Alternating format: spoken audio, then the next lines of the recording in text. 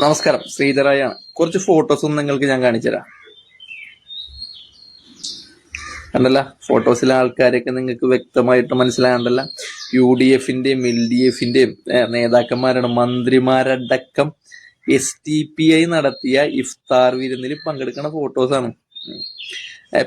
PFI എന്ന നിരോധിത സംഘടനയുടെ അവരൊക്കെ തന്നെ ഉള്ള സംഘടന, SDPI രാഷ്ട്രീയ സംഘടന. അത് ഇവിടുത്തെ UDFന് അറിയാം, LDFന് അറിയാം, സാധാരണ ജനങ്ങൾക്ക് അറിയാം. ഈ പോപ്പുലർ ഫ്രണ്ട് എന്താണ്, SDPI എന്താണ്, ഇവർ തമ്മിലുള്ള ബന്ധം എന്താണെന്നൊക്കെ ഇവിടുത്തെ എല്ലാവർക്കും അറിയാം.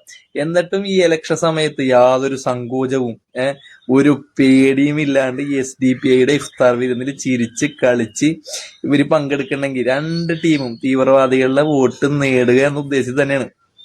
ചങ്കുറ്റത്തോടെ ഇല്ലെങ്കിൽ പറയാറുന്നില്ല ഞങ്ങൾക്ക് തീവ്രവാദികളുടെ വോട്ട് വേണ്ടെന്ന്. പറയൂല. കാരണം ആ വോട്ടുകളൊക്കെ നേടി ജയിക്കാനുള്ള ഉദ്ദേശത്തിലാണ് അവരെ മുന്നിൽ ഓച്ചാനിച്ച് നിൽക്കുന്നത്.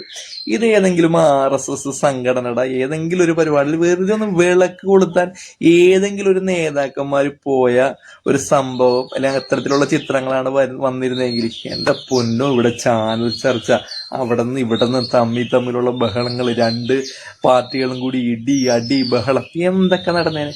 ഇപ്പൊ ഒന്നുമില്ല.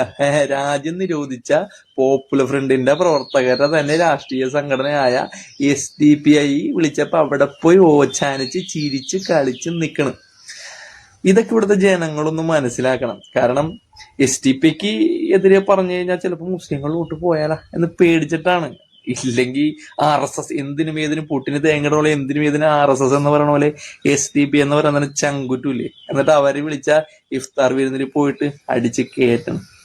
ഇതൊക്കെ ജനങ്ങൾ ഈ ഇലക്ഷനിൽ ഇത് മനസ്സിലാക്കണോട്ടാ. 9 തീയതി, April 9 ഇലക്ഷനാണ്. ഇതൊക്കെ ഒന്നും മനസ്സിലാക്കിയിട്ട്